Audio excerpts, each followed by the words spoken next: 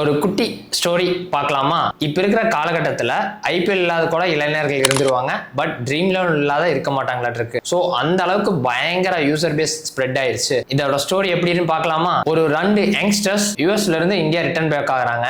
2008 something அவங்க மைண்டுக்குள்ள ஓடிட்டே இருக்கு, ஏதோ ஒரு பிசினஸ் பண்ணணும் அப்படின்னு சொல்லிட்டு. டக்குன்னு அவங்களுக்கு என்ன யோசனைனா, இந்தியாவில் கிரிக்கெட்டு தான் பயங்கரமா பிளட்ல கூட ஊறி இருக்கு யங்ஸ்டர்ஸ்க்கு.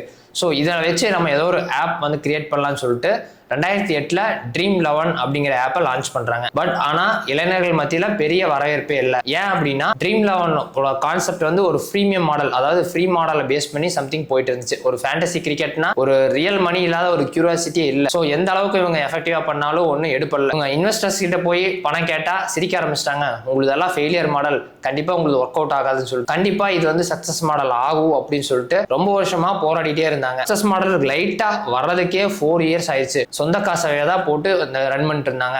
சின்ன சின்ன கம்பெனிஸ் எல்லாம் ரன் பண்ணி அதுல இருந்து வர ரெவன்யூஸ் எல்லாம் எடுத்து இதுக்கு யூஸ் பண்ணிட்டு இருந்தாங்க. இந்தியா மாதிரி இருக்கிற பெரிய கண்ட்ரியில, அதுவும் எஸ்பெஷலி கிரிக்கெட் உயிரா இருக்கிற கண்ட்ரிலேயே நம்ம ஒரு கிரிக்கெட் ஆப் வந்து ஃபெயிலியர் ஆகுதுன்னா அவங்க மேல தப்பு இல்லை, நம்ம மேலதான் தப்பு. நம்மளோட ஆப்ல சம்திங் சேஞ்ச் பண்ணாதான் ப்ராப்ளம் சால்வ் பண்ண முடியும் அப்படிங்கிற ஒரு யோசனை அவங்களுக்குள்ள வந்துச்சு. ஃபர்ஸ்ட் இனிஷியேட் பாத்தீங்கன்னா, பிரீமியம் மாடலை நம்ம ஏன் பெய்டு மாடலா மாத்தக்கூடாதுன்னு சொல்லிட்டு ஒவ்வொரு கேமுக்கும் நம்ம வந்து பெய்டு மாடலா மாத்தலாம் அப்படின்னு பிளான் பண்ணாங்க. பட் இனிஷியலா இந்தியாவோ ஆஸ்திரேலியாவோ டூர் போச்சுன்னா ஒரு 5 சீரிஸ் நடக்குது அப்படின்னா அதை முடியறதுக்கே 1 or 2 months ஆயிரும். இவங்க வந்து டோட்டல் மேட்ச் முடிஞ்சதுக்கு அப்புறம் தான் பாயிண்ட்ஸ் பேஸ்ட்ல அமௌண்ட் கொடுத்துட்டு இருந்தாங்க. அதுவும் பெருசா வரவேற்பு இல்லை. இளைஞர்களை பொறுத்த வரைக்கும் என்னன்னா, இப்போ கேம்ல ஒண்ணு நான் போறேன்னா ஜெயிக்கணும் தோக்குறங்கிறது இன்ஸ்டன்டா தெரிஞ்சாதான் அவங்களுக்கு வந்து ரொம்ப பிடிக்கும்.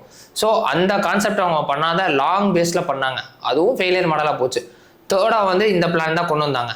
இன்னைக்கு ஒரு மேட்ச் நடக்குதுன்னா வெற்றியோ தோல்வியோ ஃபைனல்ல என்ன ரிசல்ட்டோ அவங்களுக்கு வந்து பிரைஸ் மணி.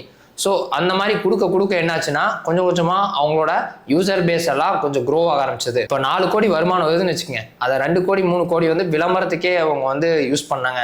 அதுவும் யார மாதிரி பெரிய பெரிய பிளேயர்ஸ். இவங்களோட மெயின் கேம்பெயின் பாத்தீங்கன்னா, எம்எஸ் தோனியை தூக்கி இவங்க அம்பாஸ்டரா மாத்தி திமாக் சே தோனி அப்படிங்கிற ஒரு கேம்பெயினை ரன் பண்ணாங்க. உச்சாகட்டா ஃபேமஸ்னே சொல்லாங்க, பயங்கர ஹிட். ஆனா நம்ம தோனி சாரே நம்ம இந்த விளம்பரத்துல வராங்களா, கண்டிப்பா நம்ம ட்ரை பண்ணி பார்க்கலாம் அப்படின்னு சொல்லிட்டு சின்ன சின்ன கான்ட்ரவர்சியும் இருக்கு. ஃபர்ஸ்ட் பிரைஸ் செகண்ட் பிரைஸ் எல்லாம் 1 crore 3 crore எல்லாம் வருது. உண்மையா எது உண்மை போயின்னு தெரியல. இது ஒரு ஸ்டார்ட் அப் பொறுத்த வரைக்கும் ஒரு சூப்பரான சக்சஸ் ஸ்டோரினே சொல்லலாம். கேம்லிங்கா பார்த்தா இது வந்து இளைஞர்கள் சேஃபா தான் இதை விளையாடணும். ஏன்னா ஓவர் அடிக்ஷனா போச்சுன்னா உங்களோட வாழ்க்கையும் உங்க குடும்பமும் சீரழியிருக்கு, நிறைய காரணியா அமையறக்கும் வாய்ப்பு இருக்கு. பட் ஒரு ஸ்டார்ட் அப்பா பார்த்தோம்னா இது வந்து ஒரு சூப்பரான ஒரு பிசினஸ் மாடல். இந்த மாதிரி சூப்பரான மோட்டிவேஷன் வீடியோஸ் உங்களுக்கு ரெகுலரா வேணும்னா மறக்காம பரத்குமரன் டாக்ஸ் அப்படிங்கிற சேனலை சப்ஸ்கிரைப் பண்ணிக்கங்க. நன்றி.